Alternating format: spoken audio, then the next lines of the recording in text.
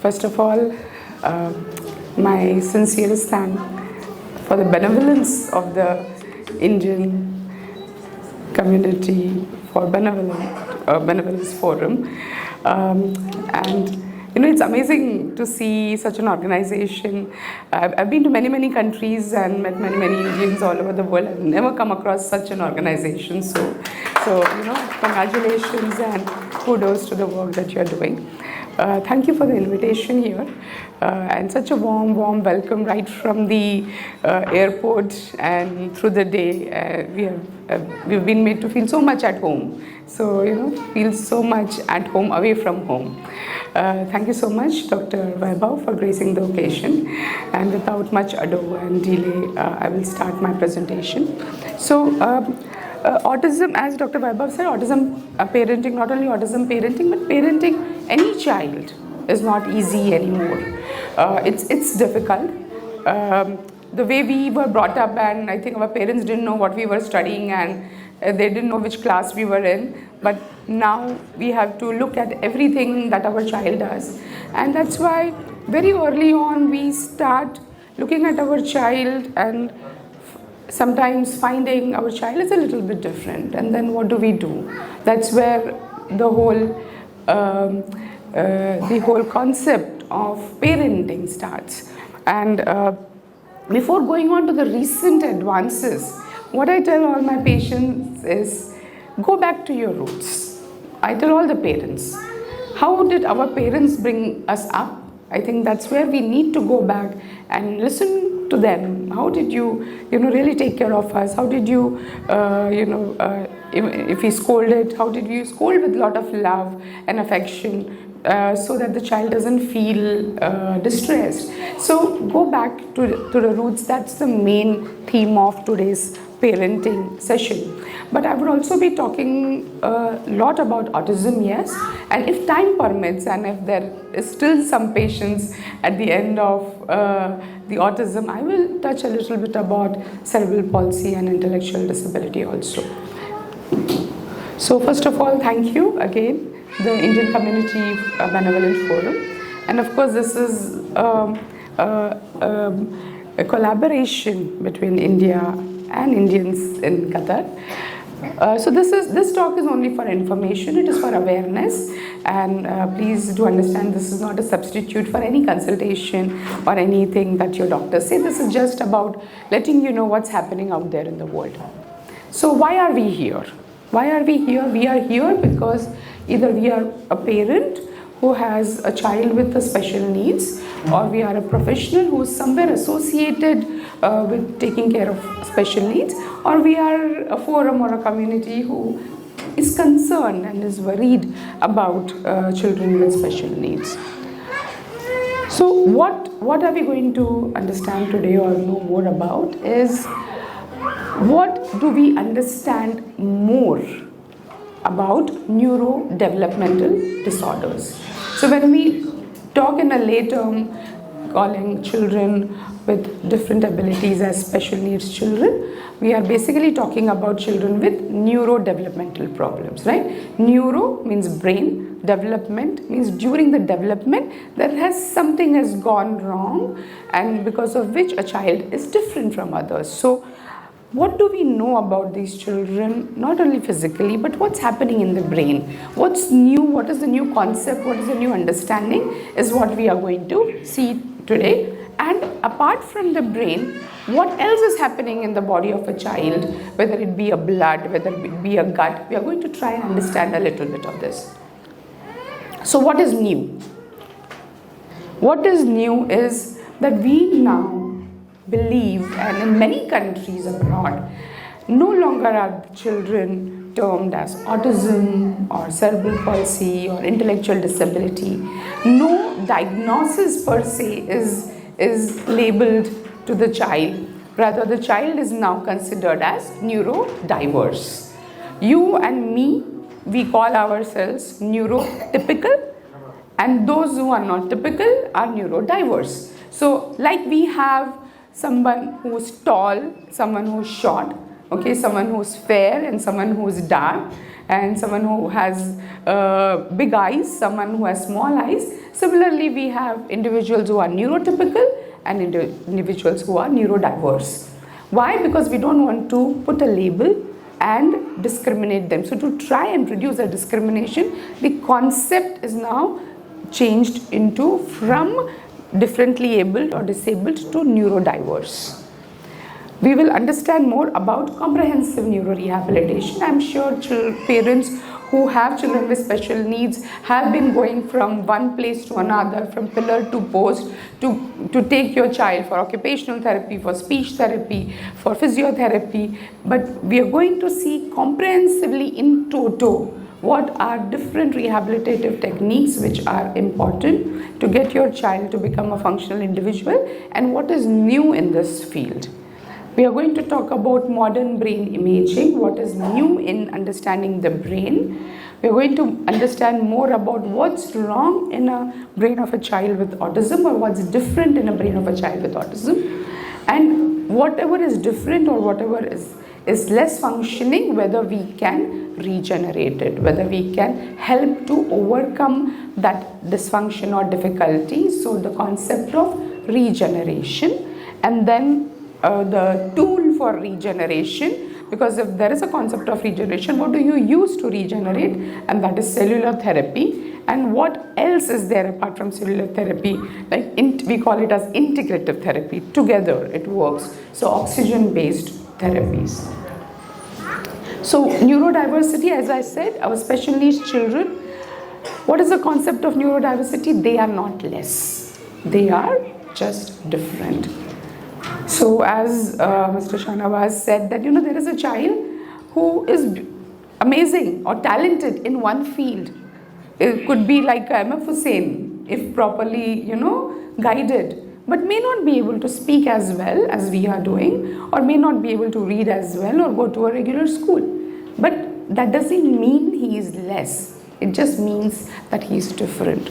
So that's the concept of neurodiverse, and once we look at our children in that way, we can do so much more for them.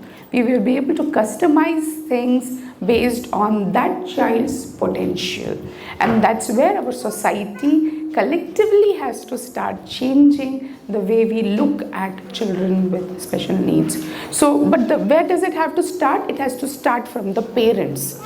Parents love their children. They go from pillar to post for small things and everything. But first they have to accept their child as how he or she is, and then only others, you can look at others to understand or accept your child. So there has to be a change from within. What are the newer treatment options? We are going to look at those.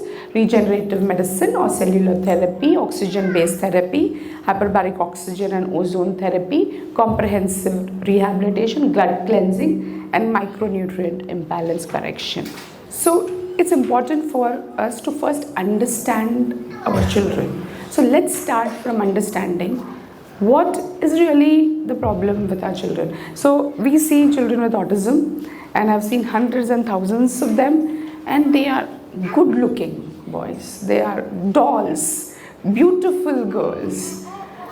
So many parents who come to us when the child is very small, the only thing I have a problem with is my child doesn't speak. That's all the parent tells us. Because they don't understand really, my child looks all fine, what is wrong with my child? And when then we show them the brain, then it starts clicking. It's like if you fall down somewhere and your leg hurts and you keep on wondering what's wrong with my leg, you will never find a solution. What do? You do an X-ray, right?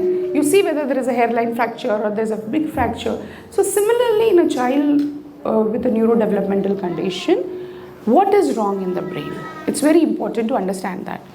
So we all know about MRIs, right? Everybody knows MRI. What is an MRI? MRI looks at the structure. So you're sitting on a chair. This MRI will tell us this chair has 4 legs. So when we do an MRI, very rarely that an MRI for a child with autism is done, but if it is done, 90% of the time you will find that everything seems to be fine. All structures are fine. Everything is in its right place. So then what is wrong? So we have to go deeper. We have to dig deeper. So the chair has all the 4 legs, but how strong are these legs? If I sit on this chair, will it take my weight? We do not have that answer from an MRI. So that's why we have to go further and look at the functioning of the brain. And this is a scan known as a PET scan of the brain, which tells us about the functioning of the brain. So PET scan is generally, you must have heard, in relation to cancer, right? So if there is anybody who is suffering from cancer in your family, you must have done a whole body PET scan for that person. So PET scan traditionally is used for cancer, but we have adapted it to study the brain functioning, and this is a study that we did way back in 2013 to 2020, and we looked at the brain functioning. So what does this scan tell us? This is the brain. When you see from the side view, this is the front of the brain, top of the brain, back of the brain, and back and below. The green, yellow and red part is all good functioning brain. So you can see that the big part of the brain is all right. The light blue areas that you are seeing are functioning less. So this is what a PET of a child with autism looks like. So when you look at the different areas of the brain which are affected, the inner part here is known as mesial temporal. To simplify it, this is a part which works or is related to understanding, comprehension, learning, socialization, emotional expression. Does this ring a bell? So everything that your child has a problem with. This part here is a small brain in the back known as the cerebellum, which is important for fine motor activity, coordination, balance, articulation, sometimes chewing and swallowing also. So when I say these words, I think it rings a bell. Okay, my child does have all these problems. So this is what the brain is showing, that here my child can sit and stand and see and hear, everything is fine. But deeper parts of the brain important for understanding are working less, or we call it in technical language hypometabolic. So these light blue areas that you are seeing here are all functioning less, and this is the only thing that is a problem in a child with autism. So different parts of the brain are formed properly, they are working less, or they are functioning less. So now we know what the problem is. You can see these light blue areas are working less. So this is a pattern, or this study we published in the World Journal of Nuclear Medicine, which looked at the baseline, what is the problem in the brain of a child with autism. And this is something which we found very interesting to summarize. So this is a graph. The blue graph or the blue line that you're seeing is brain of neurotypical children. So you can see that the brain functioning is increasing rapidly up till 10 years, and after that it is increasing but slower. So we know that the first 10 years of a child's life are very important. Whatever he or she learns, he learns maximum in the first 10 years. That's why we do a lot of training in the first few years and the child learns faster. This is the graph of a brain functioning of a child with autism. You can see here it is more than a child, a neurotypical child initially. And then what happens with time, the functioning is going down. So what do you see, that at some point, somewhere between 2 to 2.5, you start seeing a regression in your child. Many parents tell us, my child was okay, was looking at things, was laughing, was even saying a few words, but suddenly stopped or slowly stopped. So you can see that the brain functioning is going down, and as age increases, the difference between a normal child and a child with autism, the brain functioning, the difference is increasing. So what is important is that whatever treatment we have to do early. Why? Because the gap is less.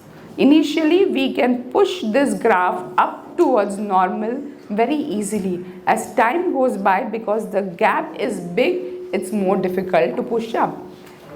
As is for any treatment, right? When you treat early, you get better response. When you treat later, it takes more time. And that is why you must have heard the term early intervention. Earlier you start the therapy, better the results. And that's what this graph is actually telling us.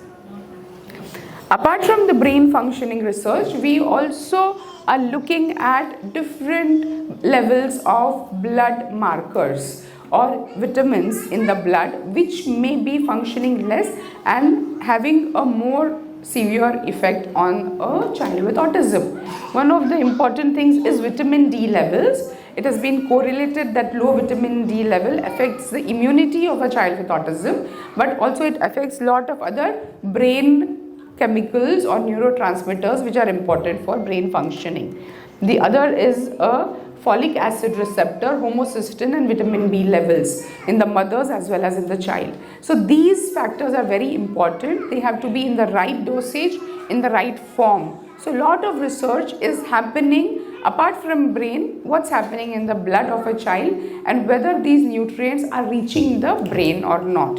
Because even if the rest of the body is getting all these nutrients, if it doesn't reach the brain, it is not helping the child.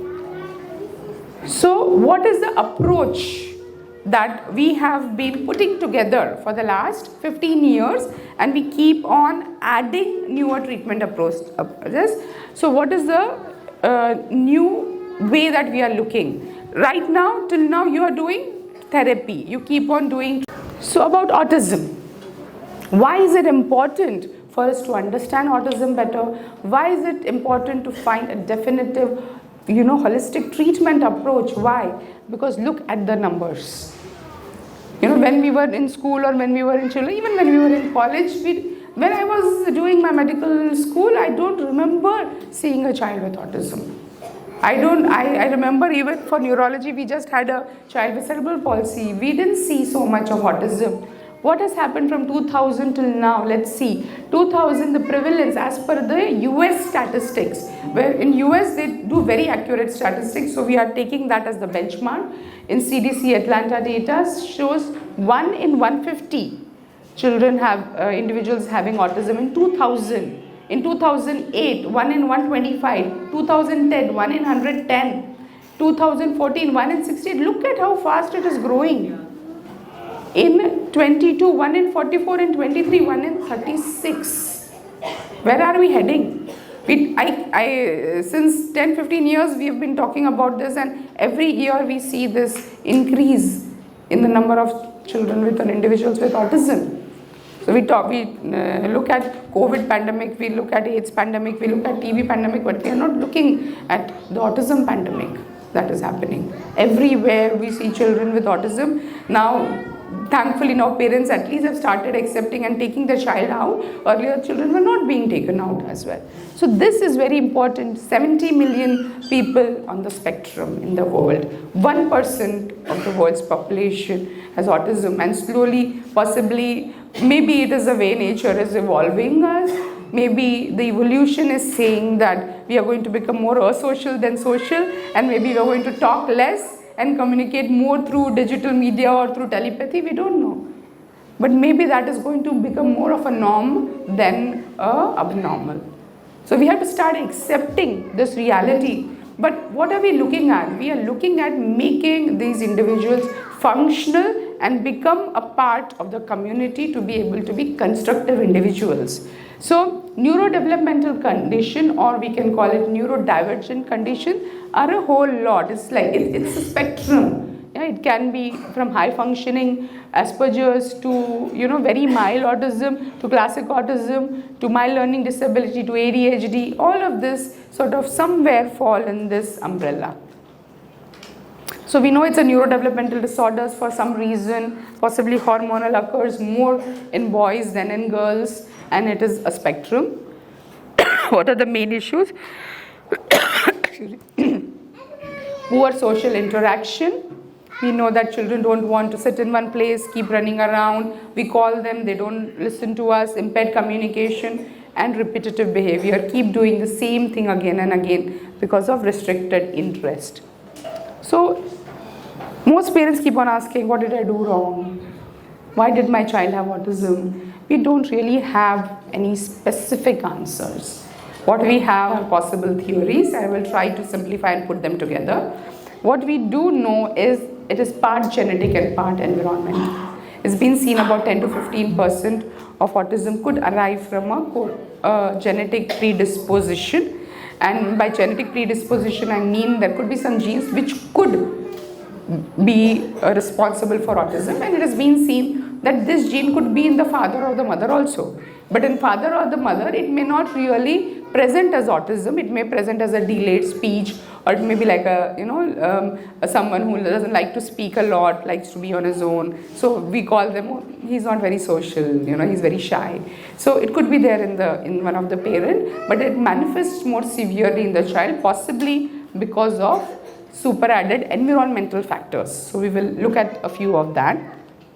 So we have had children, we have had families who have 2 children, 2 girls, or we have seen 3 or 4 children in the same family, sometimes quadruplets or triplets having autism. So somewhere there is a genetic predisposition, and there are a whole lot of genes which could be connected. So, but this is a small portion.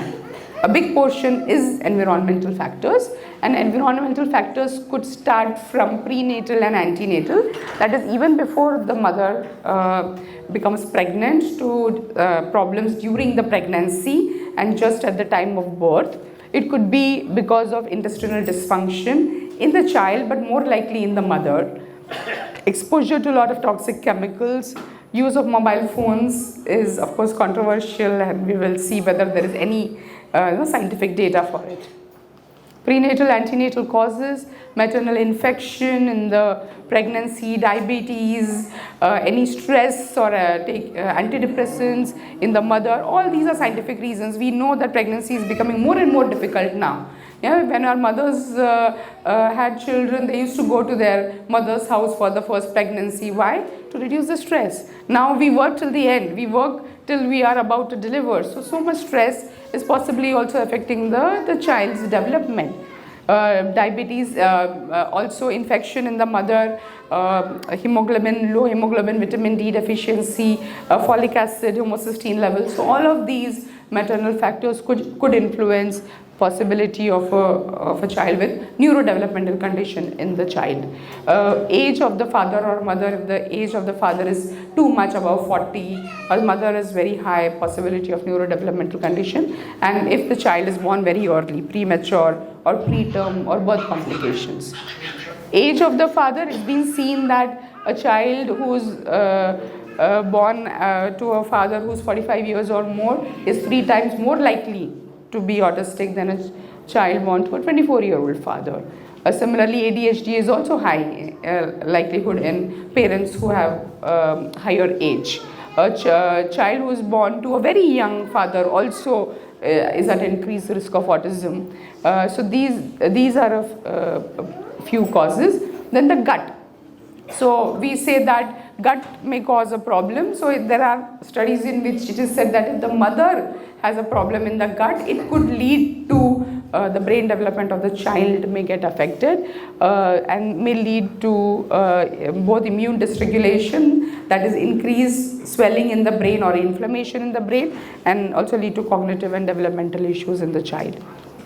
So we see a lot of children with autism also have constipation issue, gas issues, hyperactivity because of gut issues, unable to sleep in the night because of all of these issues. Ultimately, absorption of nutrients gets affected. So it becomes a cycle, a vicious cycle. Now, whether phone could be, or too much screen time. A lot of parents ask us, because now there is this new concept of virtual autism, right? Many people ask me, could my child have virtual autism? So whatever may be the reason, use of a phone in a child usually may not be the primary cause of autism, but it can cause super added, stress in the child, such that the child is so focused on the phone that he doesn't develop social networking with other people. So early years, within 5 years of the child's life, try and avoid too much exposure to phone and digital. That's for every child. You will also see that because of online classes, the children don't want to now go to school or don't want to interact with other people. So that has added to the problem. But it is also possible that when a mother is pregnant, and if the use of the phone too near the womb could lead to the radiation from the phone reaching to the brain. So even pregnant mothers are suggested not to use phone very near their womb. So that can affect the brain development of the child. Heavy metal toxicity, it is seen that when the mother is pregnant, at that time if there is very high degree of heavy metal in the blood of the mother, or if there is exposure of the child in the first few years of life, the brain functioning may get affected. So lead poisoning is a known cause, mercury poisoning in certain parts where there is a lot of iron, ores, copper mining, these places, it's possible that this could be one of the reasons.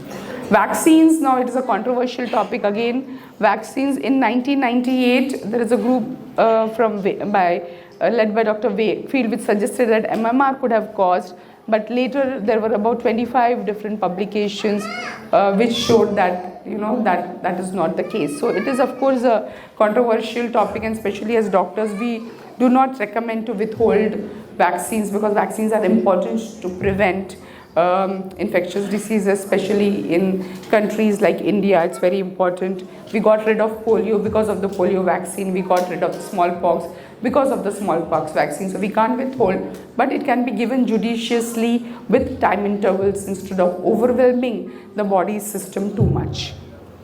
So neurorehabilitation, I have a lot to speak, so I'll try to go a little faster. So neurorehabilitation, as I said, the brain, the computer is of course inspired from the brain, right? So there is a hardware and there is a software. So what is neurorehabilitation doing is putting the software. But if the hardware is a problem, the software, how is it going to work, right? So cell therapy or stem cell repairs the hardware, and then the rehab and the therapy and the teaching and the environment, what the parents teach, puts in the software. That's why this combination we believe is very, very important. So the therapies, ABA, right? Applied Behavioral Analysis, very important for our behavioral therapy. Physiotherapy, we find that many people do not do physiotherapy in autism, but physiotherapy in autism really helps to improve the motor functions of the child. Occupational therapy, very important to teach the child how to play, how to eat, how to have a bath, how to go to school, how to interact with other children. Sensory integration. What is sensory integration? Does anybody know? Yeah, so you see in many of us also, if we go out, if there is too much light, we get disturbed. Why? Because we are not able to process that information. Children with autism have processing problem.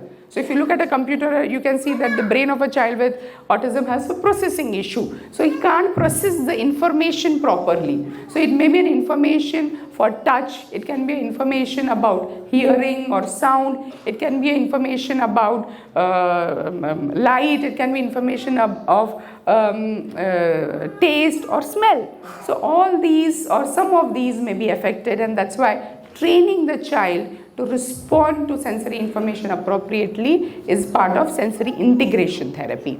Speech therapy, of course. Speech therapy doesn't mean only to teach the child to speak, it also means to teach the child to communicate. So language development, both verbal and non-verbal, is very important. Aquatic therapy. Is aquatic therapy done here? Aquatic therapy. It's done, yeah. So aquatic therapy for autism is very interesting. Children love water. So it's not just swimming, but doing purposeful activity in the water. So water enhances the child's ability to do various activities. So aquatic therapy is again added art-based therapy, very important.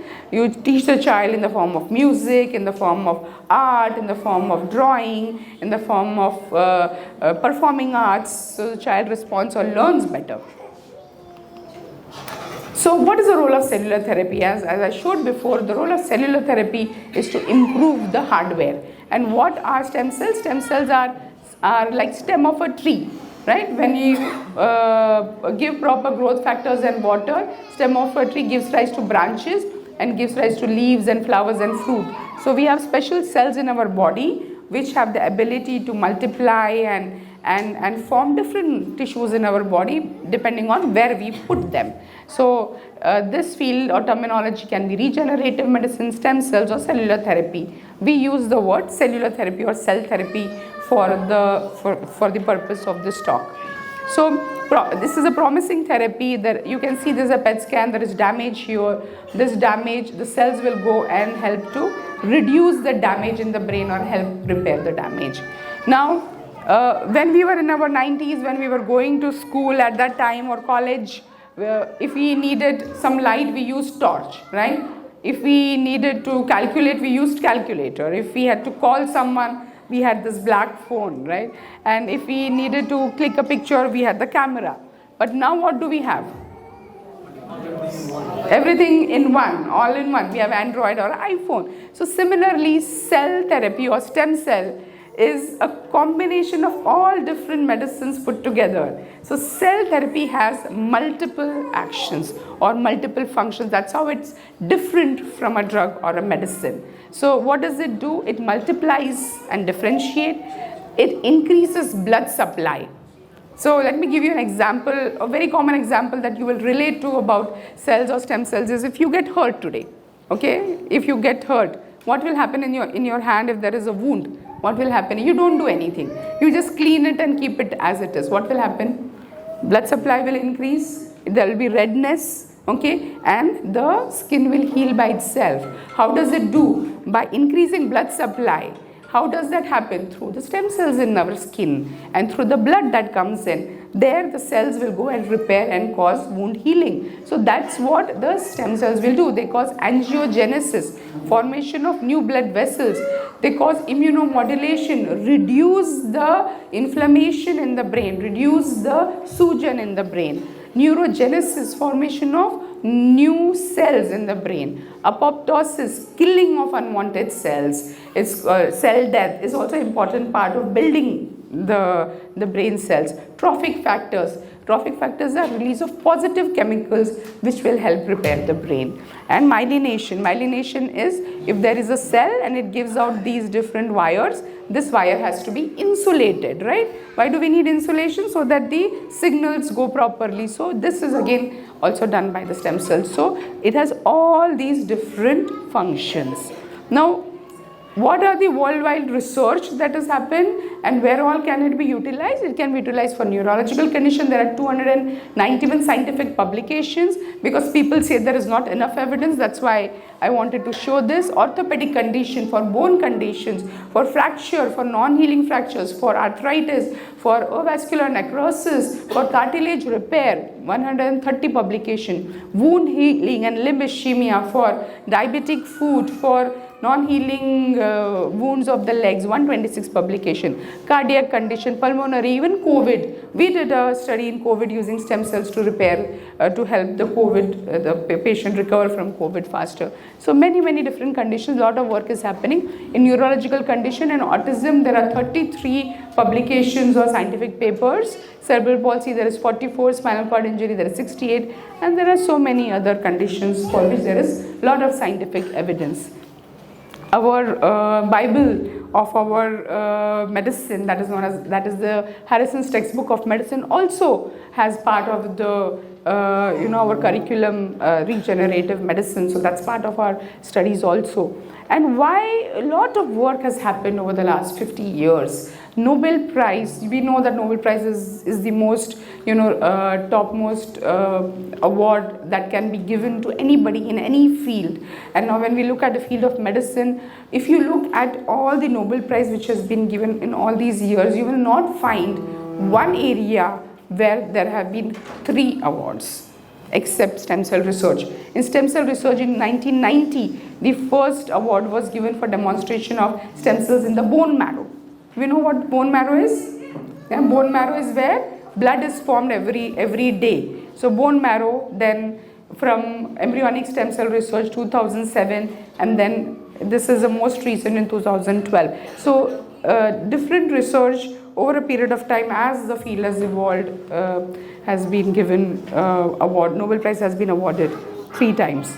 in the history of Nobel Awards. So how does this work? As I said, one cell multiplies into many cells, and then it converts into different types of cells based on where you put it. So if you put it in the liver, they can become liver-like cells. If you put it in the heart, they can help the heart regenerate.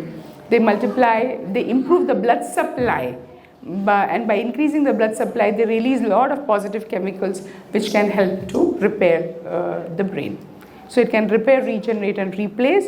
These cells can be taken from our own body and put back in our own body. This is known as autologous cell therapy. Or if we take it from somewhere else and put it in a patient it's called allogenic, taking from outside.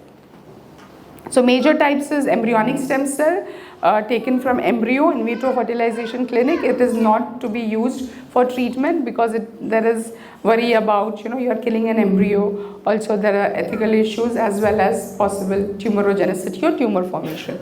So this is not really used for treatment. The other is of course cord blood. When you talk about stem cells, many people ask me cord blood.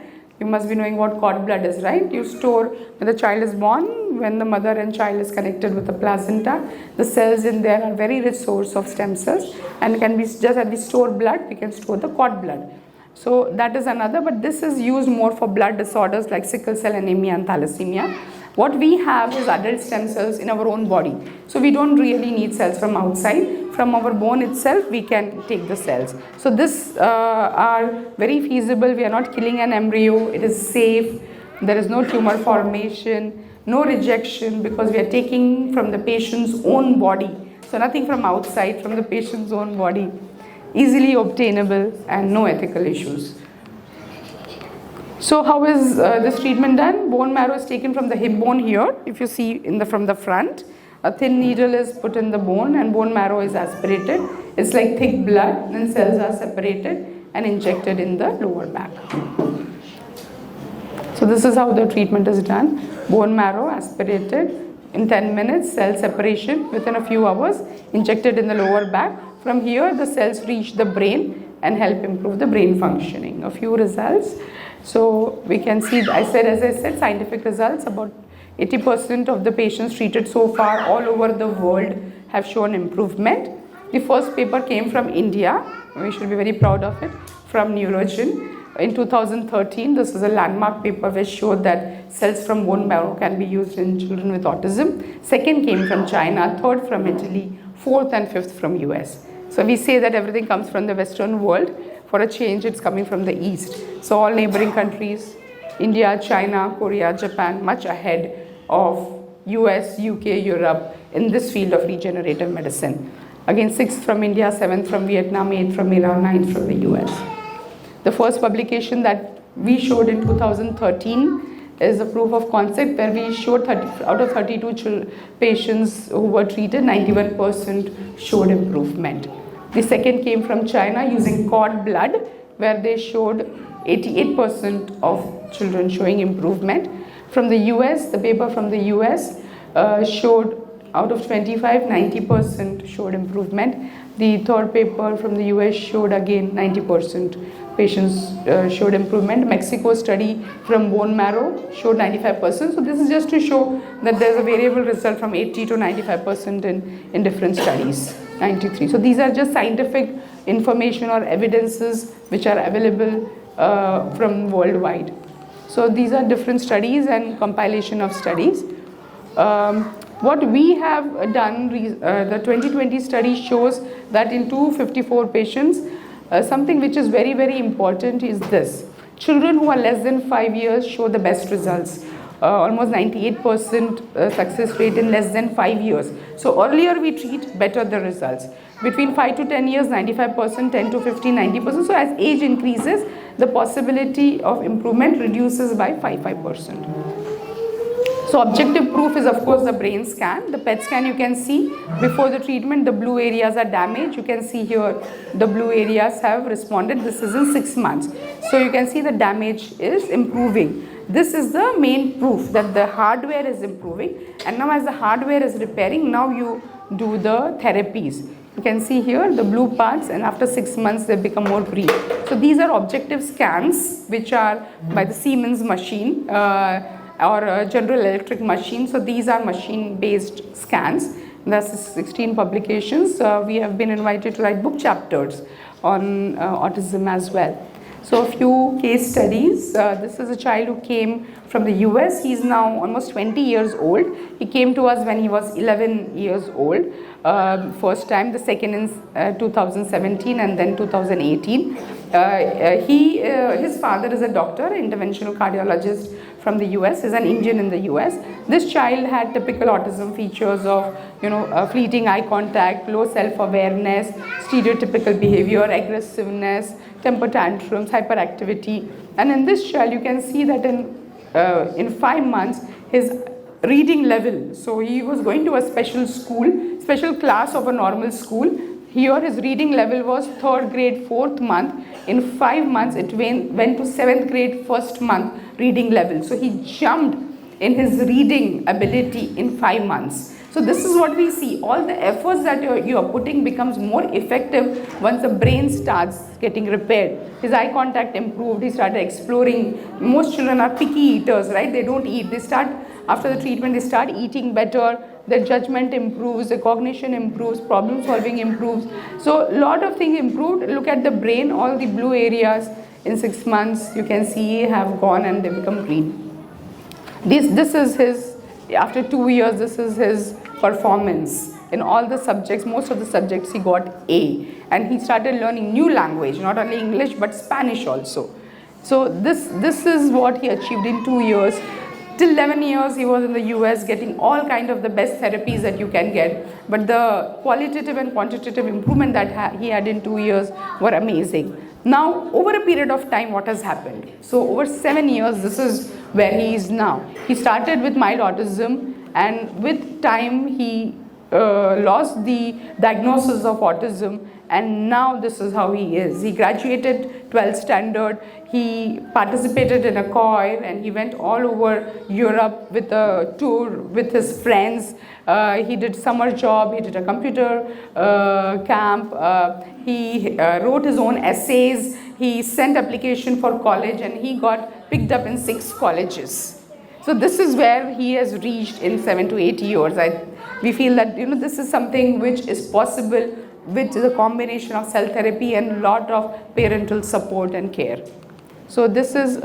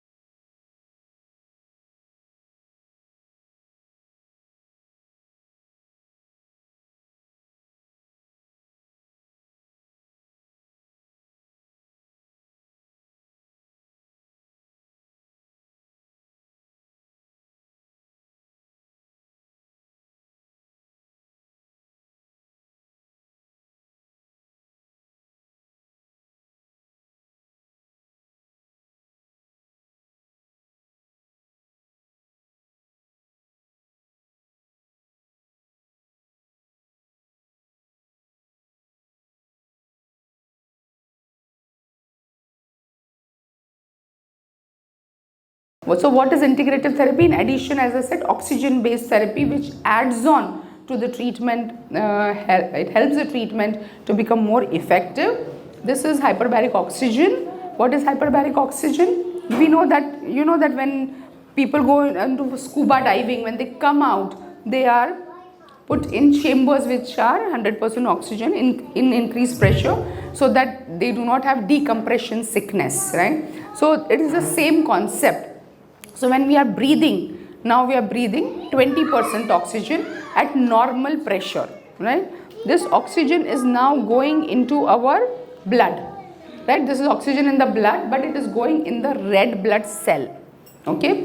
When it goes into the red blood cell, it goes to different parts of the body. What we are doing in increasing the pressure is more oxygen. You can see here more oxygen not only in the red blood cell but also in the plasma. So now the whole body is flooded with oxygen. So this concept in fact is now being used for anti-aging also. And I think there is a hyperbaric oxygen in Hamar hospital. Maybe it's done only for adults, but we have utilized it for children, and we see beautiful results in children with autism, with cerebral palsy, with intellectual disability, very good results in muscular dystrophy when we combine it with cell therapy. Even head injuries, patients who have been in coma have been able to come out of coma with a combination of cell therapy and hyperbaric oxygen. So this really helps. We have found it has very good benefits, strengthens immunity, stimulates oxygenation in the body, improves the metabolism, increases energy levels, reduces fatigue, overall functioning improves, but mainly it stimulates the stem cells in our body and in the brain and helps the cells survive for longer. So in combination with the cell therapy, it adds value to the cell therapy, and that's why we added. Ozone therapy, ozone is medical ozone, basically oxygen is 2O, ozone is 3O. But you can see that the third O is connected very unstably. There is only one connection here, but it's an activated oxygen. Why activated? Because it works as a natural antibiotic, antifungal, it kills the worms, it kills the tubercle bacilli. So this now kills viruses, bacteria, fungus, which is a natural way of killing this in our body, reduces the inflammation and swelling, makes the blood thinner. So the blood flow increases and works as a de-stressor or as an antioxidant. We used it in COVID as well as immunization against COVID, and I'm a big proponent of ozone. It really helps cleanse the gut. It can be given in different form. It can be given as a sauna. It can be given through the nose. It can be given through the gut. It can be, people have used it for improving hair also growth, for healing wounds. So it has many utilities. But in children with autism or cerebral palsy, we use it to cleanse the gut. So it cleanses the gut and helps the gut to move better and improves the absorption of nutrients from the gut. So micronutrient supplementation in children is more oral. We do not give intravenous so much to children, but we find that this is very important for the brain functioning. So all these different nutrients are important. So we give vitamins to children.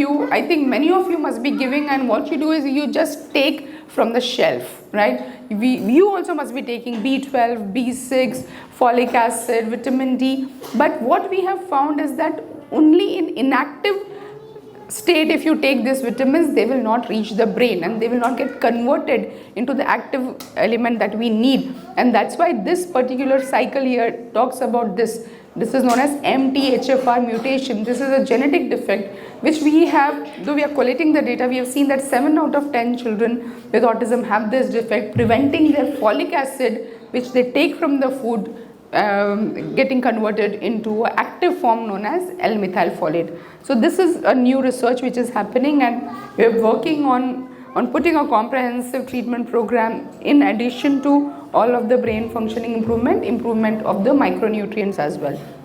Gut cleansing through ozone, as I said. For adults, of course, we do it using hydrocolon therapy, but here we do gut microbiome testing. This is a stool testing which is very exhaustive, which tells us what is the infection in the gut, if there is a worm infestation, if there is fungal infection, if there is bacterial dysbiosis, there is an imbalance of bacteria, if there are any deficiencies, vitamin A, B12, B6, that you can get information just from stool sample. So you get a very extensive stool report, and then specific treatments can be done to improve the gut. So this is something which we have now added to the comprehensive treatment. And acupressure, we all know that giving pressure at different points improves blood supply. Chelation or removal of heavy metals, we do not do it regularly, but that is something many biomedical doctors are doing. Diet and nutrition, again an important part for autism and as well as for gut cleansing. We suggest generally do not give too much sugar to your children, avoid additives or pesticides, and try to give as much as possible organic food to your child. Camel milk seems to be working very well, and because I see a lot of camel here, if you get pure camel milk directly from the camel, that would be great for your children. So our work, during the introduction was told that I have 109, 110 publications. It's a teamwork. It's just not me. This is my whole team which has put together these publications over the last 15 years. And these are our books, chapters in international books, and these are the books that we have written. And we have treated over almost 15,000 patients now from 103 countries.